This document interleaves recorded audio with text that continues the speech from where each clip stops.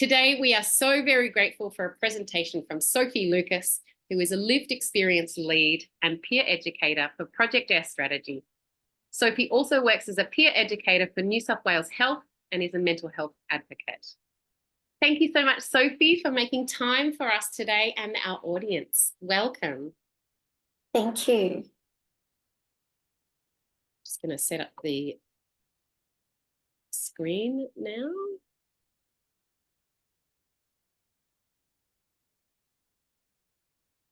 I have made slides to go along with my presentation, so they are coming. Yes, they are.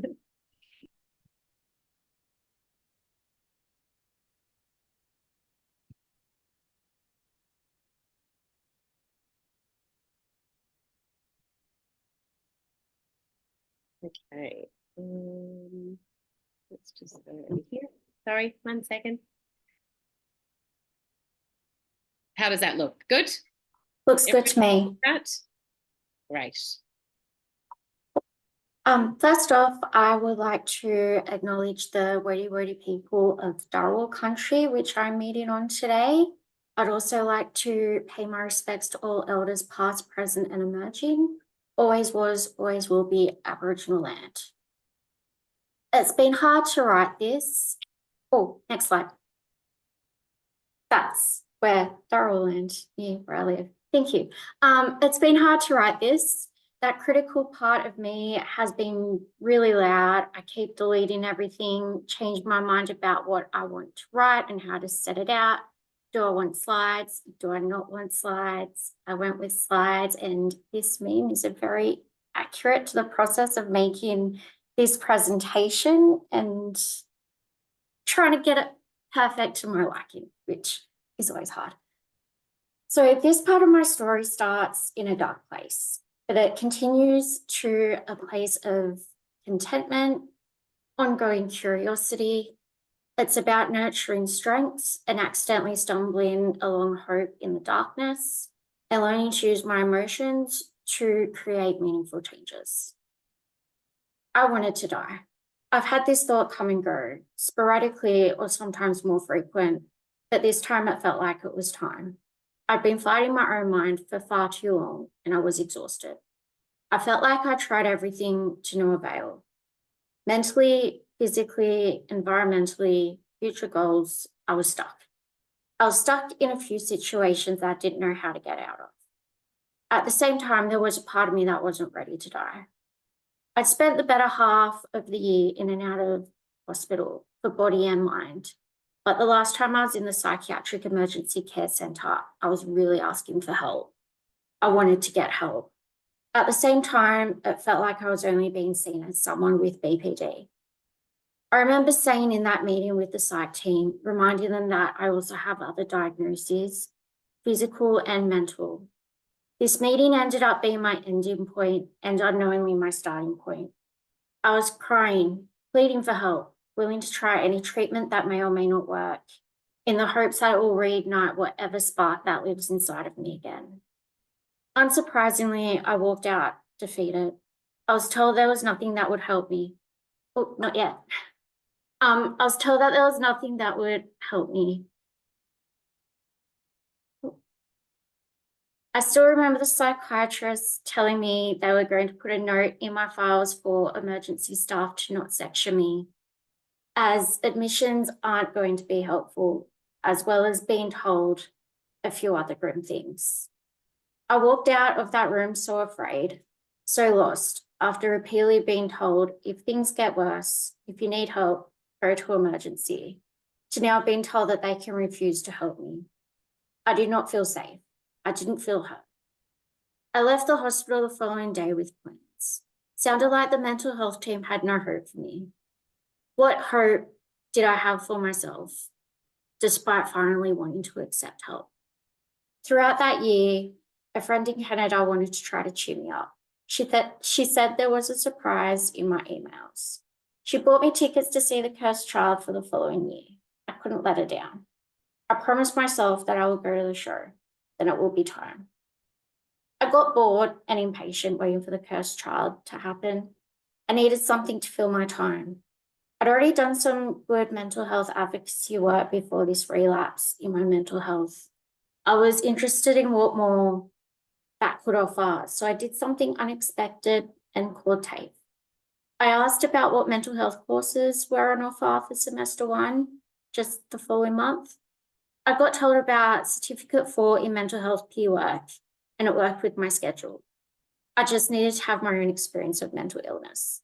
I responded with, I absolutely do have experiences with mental illness. How do I enroll? I had no idea what mental health peer work was, but I was only going to be there for a good time, not a long time. Around the time of starting this new course, the psychiatrist I'd started seeing again was optimistic about other treatments being helpful for me, and my GP was just as optimistic about it. I was also starting dialectical behaviour therapy again. The teachers at TAFE were also really understanding about me having to take some time off during semester 1, as my psychiatrist was able to get me admitted to the facility he works at to try transcranial magnetic stimulation, or TMS. TMS uses an electromagnetic coil to create magnetic pulses which pass through the nerve cells to stimulate the areas of the brain which control mood and depression. He held hope that it will help with the depression, that deep, dark hole that I was stuck in. Even though the TMS can work for that, I was informed it was also up to me to put in the hard work, keep up with the DBT, keep seeing my psychologist, trying to enjoy the things that I once enjoyed that I wasn't getting much enjoyment out of. And it will be easier for me to do great things again. He was honest and said the treatment isn't instant. There's 20 sessions and most people don't notice any positive change till around halfway. My hopes weren't high, but if it made things easier till I could get to the plan, great. Surprisingly, around halfway through TMS, someone asked how I was. As usual, I responded with, I'm okay. But that day, I actually meant that I was okay. Okay, now let's go a few slides. Next one, this one. It felt so weird. I didn't remember the last time that I actually meant I was okay when I said that. I'd also completed DBT, so I'd accomplished another thing there. DBT was definitely easier that second time around after not completing it the first time I tried it. The concept made more sense. Therefore, it seemed easier to implement the skills and start making changes, and to actually want to make those changes, to want to keep creating those positive changes that I was slowly putting into my life. I went back to classes at TAFE. The more I learned about what peer work was, next slide please, my emotions came flooding back at speed. Sadness, shock, anger, more sadness, disappointment, more anger, frustration, annoyance, sadness again. Why weren't there more peer workers in the hospital? Why was I never told about or offered or referred to see a peer worker during all my time in and out of hospital? It was around the time of learning what peer work is, having all those big feelings feel ridiculously big again, having felt like I'd nearly slipped through the cracks of the systems. I didn't want others to experience that. On this slide showing some of the benefits of peer work, if I'd known what a peer worker was a year or so ago, if there were more within the hospital systems, maybe my admissions could have been easier. Anyway, I started to feel a flicker of something positive happening inside of me. I continued on with the advocacy work that I'd pushed to the side, updating and editing a part of my story to share at the first conference I was to speak at, and to share to the TAFE class for one of the assessments. Next slide, please. I went to Melbourne and I saw The Cursed Child. I had a fantastic time creating new memories and being with good friends. Although I was really sad to leave Melbourne and my friends, but I was also keen to get back into studying, eager to update my psychologist that I'd rediscovered my curiosity. I've been seeing the same psychologist for a few years now, having started seeing them a year or so after diagnosis, with a lot of focus on schema-based therapy. Schema has been designed to help tend to unmet needs and to shift from negative or unhelpful thoughts, behaviours, emotions and be able to learn more positive or helpful alternatives. I actually made mention of the critical demanding mood or schema at the beginning of this presentation. It is still a work in progress. It's been a long work in progress, but I'm not giving up. I've learned that change doesn't happen overnight. Carrying on, my psychologist knew how much of a dark place I was in. They knew of all the frustrations and everything else I'd been going through, and they knew that I was looking forward to going to Melbourne, and they knew that I was also starting to enjoy studying peer work. I know it's a safe space with my psychologist. I updated them about Melbourne, about being and actually feeling happy, even if it was momentarily, and having goals of completing peer work. Feeling nervous, yet ready to share more of my story, I spoke at Project Air Strategies conference. Next slide, please. That's me. I learned so much that day. It was so warming being with people who have an interest in BPD, in researching about BPD, in championing people living with the diagnosis and providing a space for them, a safe space for them, their friends and their family. It was relaxing to just be open about the diagnosis and discussing what life is like with others who also really get it. Also learning more about BPD from professionals who want to help and create better things for everyone living through it all, who hold hope and share it openly and believe that we can succeed in life. I remember seeing Bryn present this slide, next slide, and silently agreeing and taking a photo of it so I can keep reminding myself of recovering and that it is possible. I lived through a pandemic. Not only did I live through a pandemic, but I lived through so much more. Now I can honestly say that when I look back on things, I'm so proud of myself. Little Soph is so proud of me too. I've really been nurturing my inner child throughout it all by continuing to make time for the things that I enjoy and continue to express myself in a way that feels good to me and my inner child. Things that I enjoy doing is yoga, being creative, going to concerts, being with friends. I also like stuffed toys and just really doing those really fun things that were really fun as a kid that you don't really see them as much as adults, but I'm like, yeah, let's have all the fun things. I learned more about my boundaries, keeping them in place, being assertive for my needs instead of being a people pleaser, which is another thing that is still a work in progress. I finished studying peer work, and I've also since completed intentional peer support training. I'm still an advocate for mental distress and BPD. I got interviewed for ABC's The Drum. Next slide, please. That's me on TV. Where am I up to? Yeah. On The Drum, I spoke about living with BPD and what I wish more people knew about it. Sharing artwork, thoughts, experiences, and strengths for BPD Awareness Week. Next slide. I shared this, I think it was 2020 BPD Awareness Week. They've got an art gallery on their website. It's really great.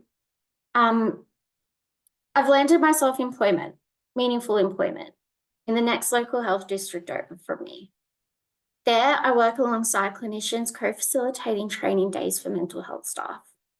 I use my living experience of mental distress to educate and inform what's been helpful and also what hasn't been helpful. Educating on trauma-informed practices and having the space to share where it has and hasn't been used and why and how it should be implemented into care for everyone. I really feel like I can take the anger that I've got about how the systems aren't working and placing it all into meaningful stories for those that are working in the systems. Next slide, please. I've also become a member of the Illawarra Shoalhaven Suicide Prevention Collaborative. One of my teachers at TAFE told me about the collaborative and encouraged me to join. Despite the circumstances, being a part of the collaborative is also an amazing opportunity. Being able to share experiences, connect with others, and contribute to research and new initiatives within the Illawarra Shoalhaven area. Throughout the pandemic, I've also been doing more work with Project Air strategy. Obviously, I'm using the branding on my slides. I've actually done a bunch of different work with Project Air, and sometimes I surprise myself with just how diverse my skills are. I've surprised myself again as I've been preparing this presentation. I've been part of working groups for fact sheets that have been created and are now on the Project Air strategy website. I've shared my experiences of being a peer worker and using my lived experience of BPD in a few training days. In 2022, I had the most amazing opportunity of being a peer worker for a year-long project that we did online, a 6-week program for people living with a personality disorder. We wanted to run this group in person, but we ended up running them online, and I'm so stoked that we did, as people Australia-wide were able to join, and we also had a few people from overseas join in as well. It was myself and a clinician who facilitated the groups. The groups were created to focus on symptom management and to improve functioning, as well as creating a safe space for everyone to share their own experiences and support each other. I described the groups as being DBT-based, but not as structured.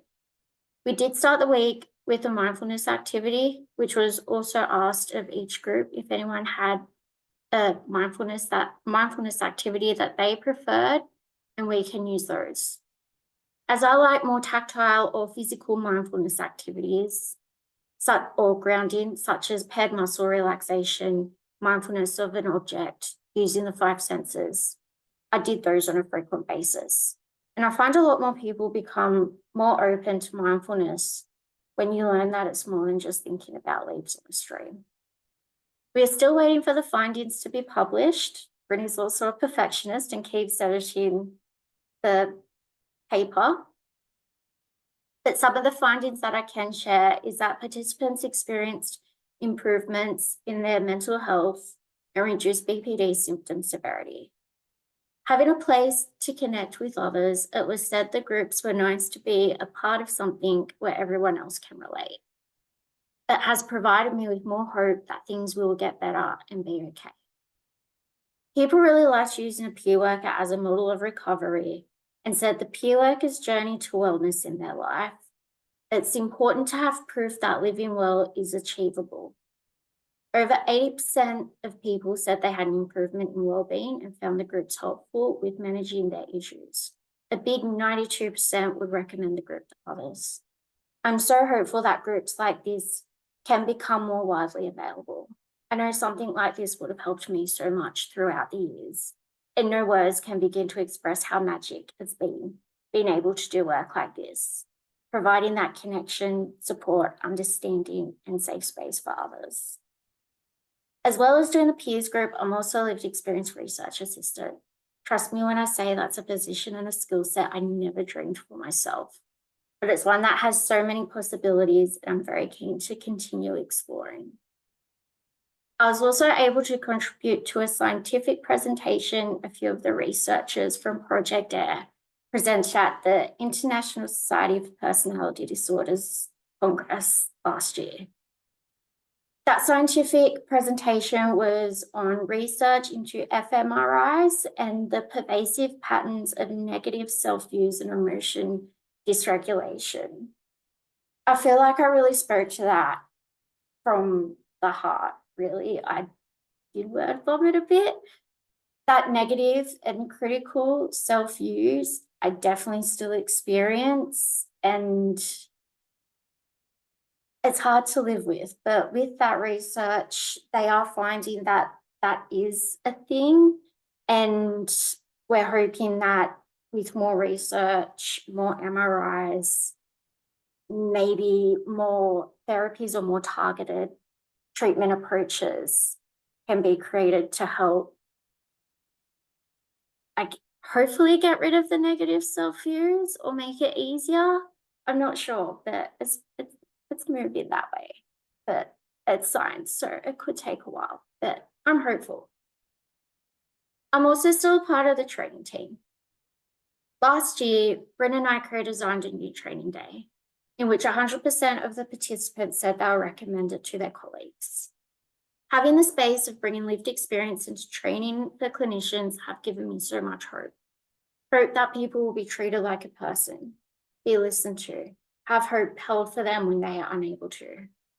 When looking for some new content for the training day, I came across some resources created by Laura, the creator and founder of OT Trauma Tools. Also living with complex trauma, Laura has rewritten the DSM criteria from a strengths-based approach. Next slide, please. I have also rewritten the strengths-based alternatives from my experiences, and we now share this slide within the training days. It makes me so proud, and I can't wait to share it in more training days this year. Last year has also seen the creation of the Lived Experience Air Academy at Project Air Strategy. With a lot of consideration, I feel we have such an amazing group of voices in the Lived Experience Air Academy, consisting of consumers and carers. And I'm really looking forward to seeing what we do this year. I've already started working on a few plans, and I think it's going to be a really great year. One of my main strengths, I feel, is curiosity, which I share for a BPD Awareness Week, which I also shared in my slides a few slides back. I lean in on that strength on a daily basis. Looking back, there has been times where I haven't been curious, or I've been curious for the wrong things. But when times have been really dark, back when I wanted to die, that curiosity was still there without me realizing it. I was curious to see what would happen, wanting to know what life would be like if I could feel better again, to feel more content. Despite that time in hospital, being told that I was on my way to being unalive, I kept on living. Some days it's easier, the curiosity in me is strong. Other times it's much harder. But if I tell myself I'm staying alive purely out of spite, that helps me on the hard days. I'm not the only one with a story like this, of surviving complex trauma, receiving a stigmatized diagnosis, having psychiatrists and psychologists have no hope for us, telling us we won't achieve much, even saying having another illness would be easier to live with.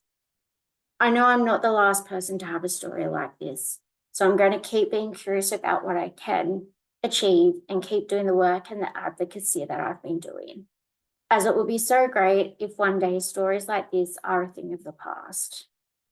As well as working, I'm going to continue doing the things that I enjoy, continue adding things to my positive memory bank, such as going to concerts and spending time with my friends, being able to tell people that I have seen Harry Styles and Noah Khan live in concert. Next slide, please.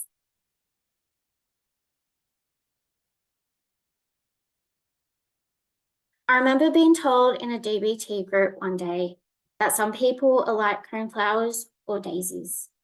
Press next. It doesn't matter the environment or the weather, they can grow through any sort of shit life throws at them. Other people are like orchids. They need the right kind of soil, the right environment, consistent weather, a watering routine, ongoing care and upkeep. I just need to find the places that meet my needs, the care and treatment that works for me, friends that become family, continuing to share my experiences, lean into my strengths, and continue to being curious about all of the things that I can achieve. Also continuing to work on myself, seeing my psychologist, being aware of things that activate me, things that upset me, and just learning to lean on the things that I know help me keep moving forward. It's hard. It's been really hard work, but I think is worth it, and it's achievable if you don't give up, if you keep looking. I think that everyone will be able to find the right orchid pot or garden for them. Next slide, please. So that's Project Air. That is one of my orchid pots.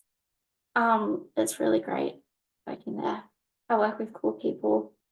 And yeah, that's it.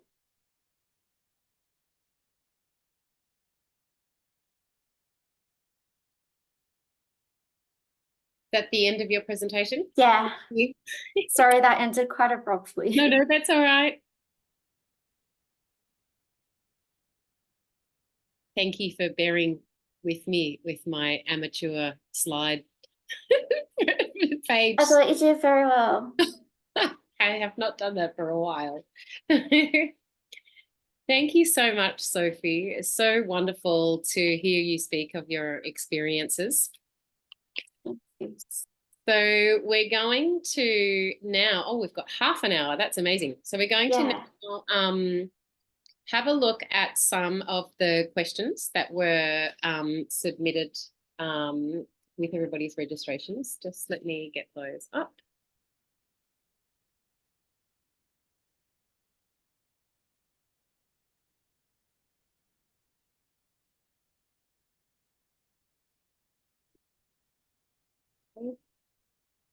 I seem to have closed that window down. Let me just get it back up again. Yeah. The joys of technology. Sometimes it just does not want to cooperate. Yeah. Okay. Apologies, everybody.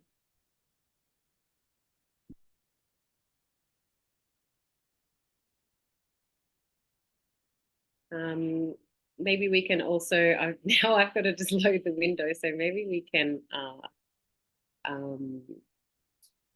just get some questions in the chat if anyone's got any questions so far. Just feel free to drop them in the chat.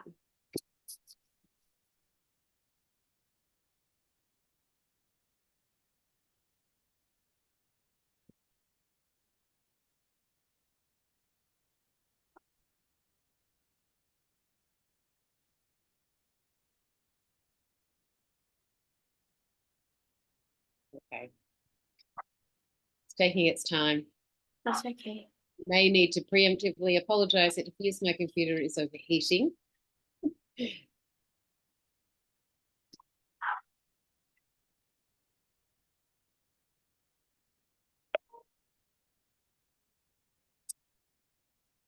Here we go. I found this question. You did speak to this a bit during your presentation. But I really love this question from someone. It was, how did you start building meaningful friendships during your recovery?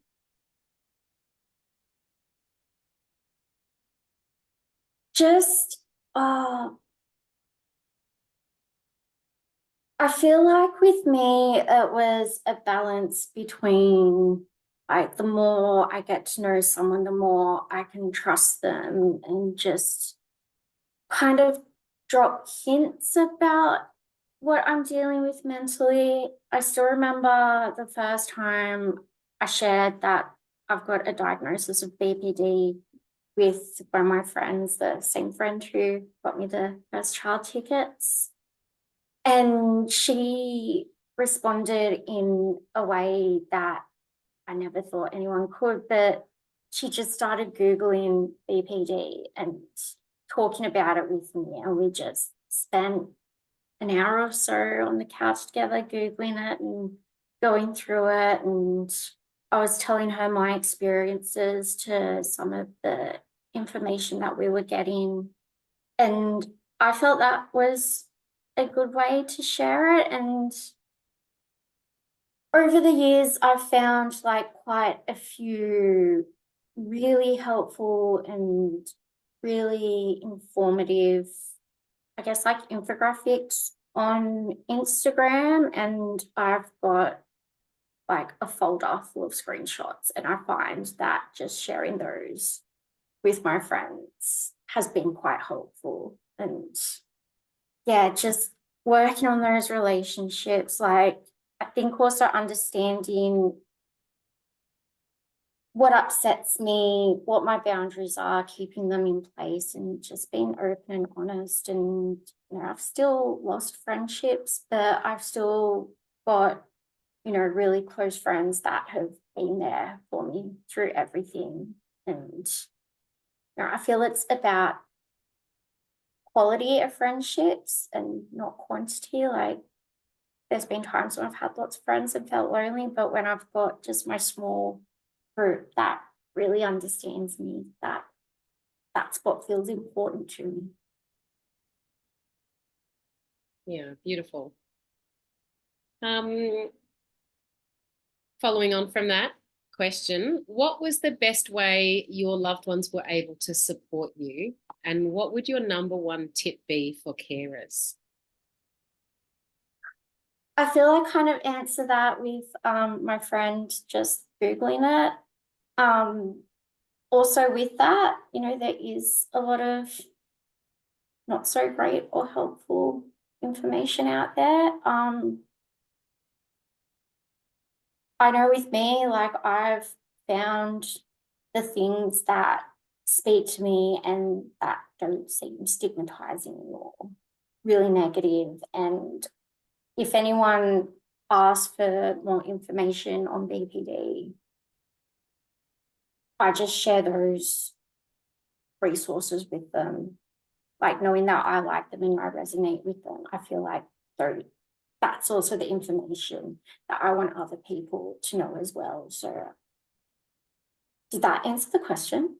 I think so. Yeah. And I think, Okay. it sounds like language is really Yeah. and you shared that amazing slide before about the strength-based language. Yeah. And it sounds like that's been helpful in the relationships that have stuck around. Yeah. Yeah. Thank you. We've got a couple of come through here. This is a very common question that we get in our programs and in all of our webinars. Do you have any advice if the person themselves is potentially not, they may be suspected to have BPD, or they may have some BPD traits, but they may not be acknowledging that they're ready to seek any help just now? Do you have any advice on how a friend or a carer may be able to approach that? Oh, that is a good question.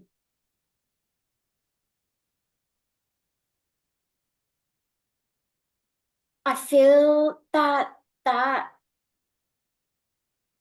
you know, the answer and I guess the journey is going to be different dependent on the person.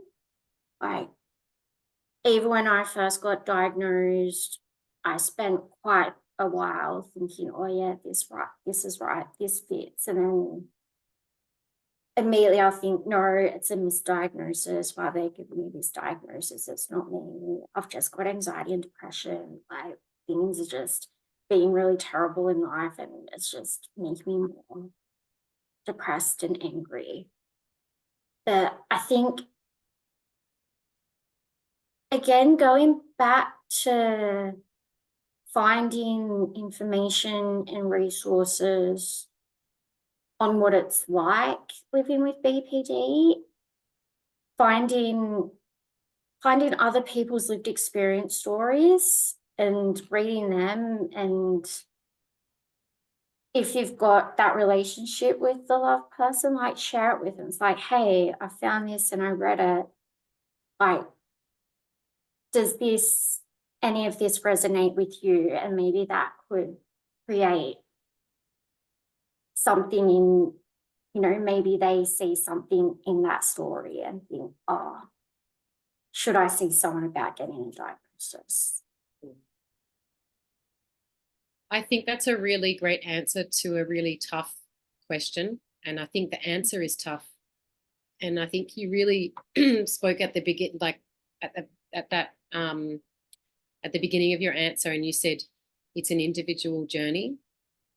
And you know, it really is. We can't force anybody into seeking treatment. Everybody has the right to self-advocacy, and we don't have a system, thankfully, where we force people into treatment.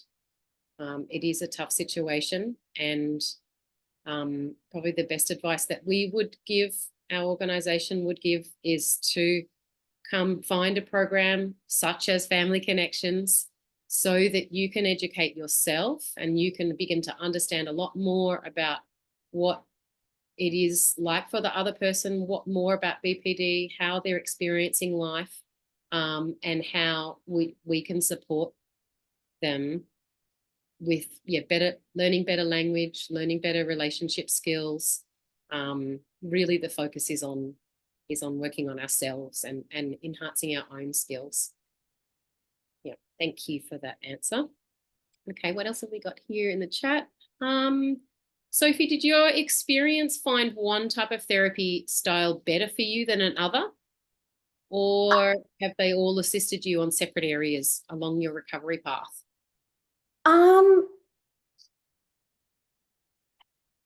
I feel like, yeah, a bit of everything has been helpful for me. I guess it depends on what's happening in life and when I need it. I do really personally advocate for schema-based therapy. I found that that has been the one where things really started to make sense. I started doing that about a year after receiving my diagnosis, and I'd never experienced a type of therapy like that. And it just, yeah, it was hard. Like, it was ridiculously hard, but I was learning to understand myself and a lot of the things that I'd experienced in such a short amount of time, that it's something that I still do continue with today. I also still do a lot of DBT, and just having a psychologist that you trust and feel safe with, I think that's a really important thing, because if you don't feel safe, feel that trust to be able to open up and share what you really need to share, then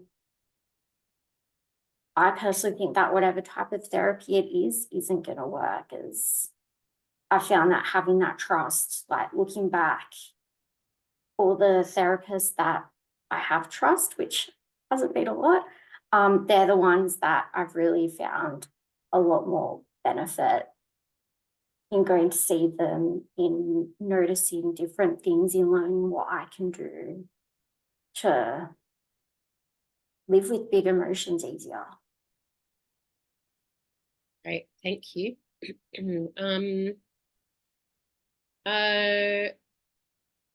Another one from the chat is, how is the best way to get started as a peer worker?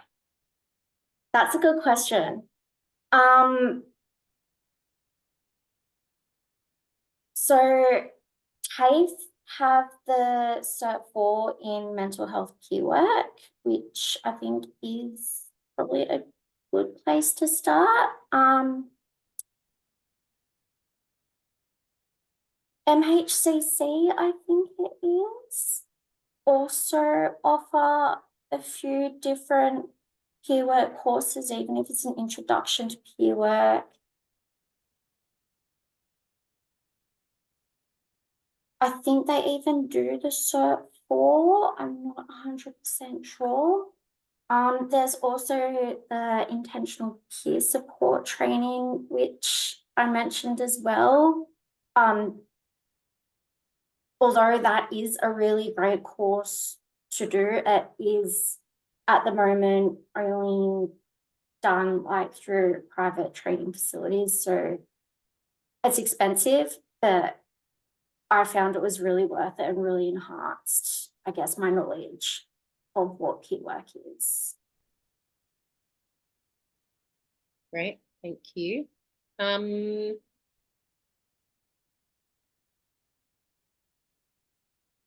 We've got a question about self-harm in the chat. Yeah. I would definitely recommend that everyone watches a webinar that we ran last year. And the topic was understanding non-suicidal self-harm. And Professor Penelope Haskins spoke at that, and she gives an incredible eye-opening or mind-expanding view on non-suicidal self-injury, and she's written a book on it as well. And I would highly recommend people to look at that. That is on our YouTube channel. She also has a book. So her name's Professor, I think she might be a doctor too, Penelope Haskins. So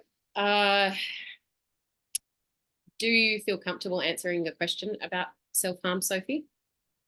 Yeah. Yep.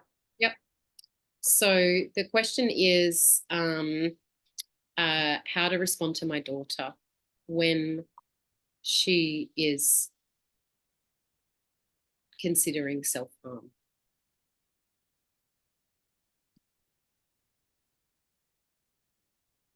I feel like making that safe space for her to talk, to know that she's being listened to without judgment, she's just being listened to. I feel like there's so many different reasons as to why people do use non-suicidal self-injury as a survival skill. I know that, yeah, I used it as a way to survive the big emotions that I was feeling when I didn't have the understanding that I do have now. And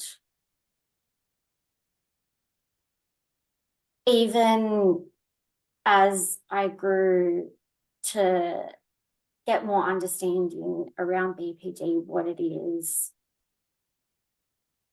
why I've got it, how it affects me, you know, there were still times when, you know, that was something that I have resorted back to, because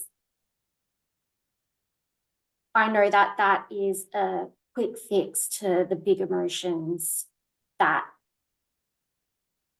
don't feel comfortable. So, you know,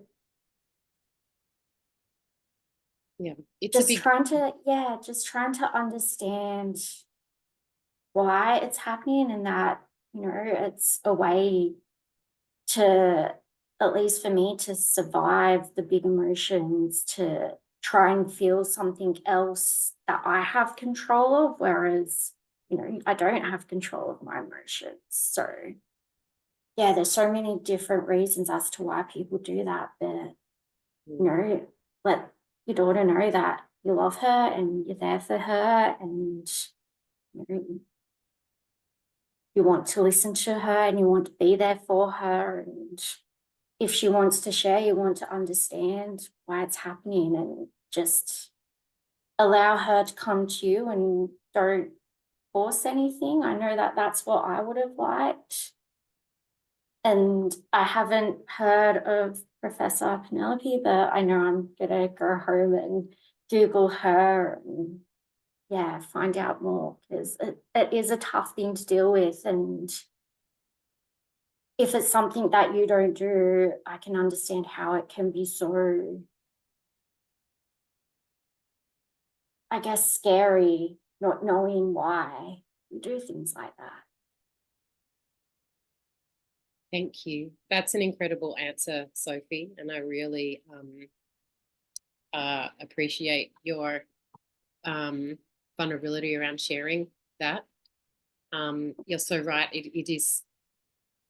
It's understood now to be a way of coping, and it is non-life-threatening. And like you said, for people who don't use self-injury as a coping mechanism, it could seem really scary, and it's a really good thing to understand it a little bit more, and understand that it is now seen as something that we don't stop.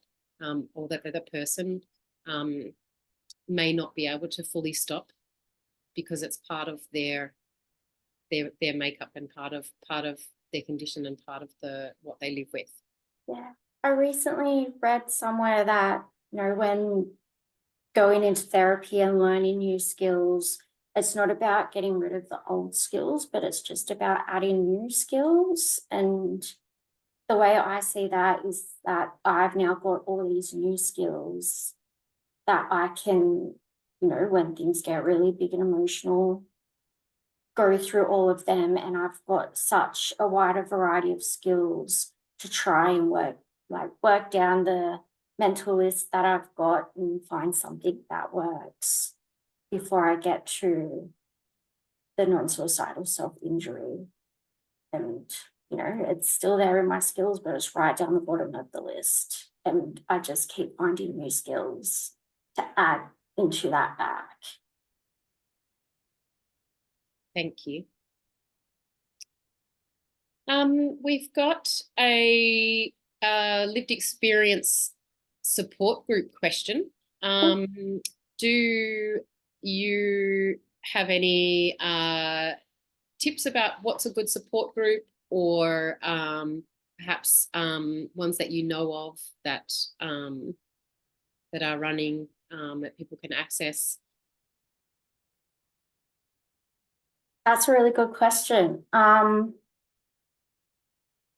So I know the peers program that I spoke about. We are in talks with a few other health districts and different states about getting that up and running. I'm not sure if it's specifically a support group or more of a skills-based group, but a lot of support has happened within those groups when we ran them the other year. I can't say when they will be being started and when they will be running. They'll be in person or online, but I feel like just look out for them. I know there are non-BPD specific support groups, not just like one support network that I often talk about is the Big Feels Club. They've got an email newsletter that they send out maybe every fortnight or so. They've got a few different podcasts. I know that they have done online groups. I'm not sure if they still do them. And I know that one of the founders has written a book as well, which is brilliant. Do you have a name? The Big Feel, for the book. Yeah, for the group. I might have missed it. The Big Feels Club. Big Feels Club. Oh, I love it. Yeah, I'm pretty sure that's what they're called. The creators are based in Melbourne, and they've done a lot with in Victoria with the Royal Commission into Mental Health, so they've been a part of that as well. But they've got some really good things. Look on their website. Aside from that, I'm not sure if I know of any specific support groups, which sucks, but I'd love for there to be one.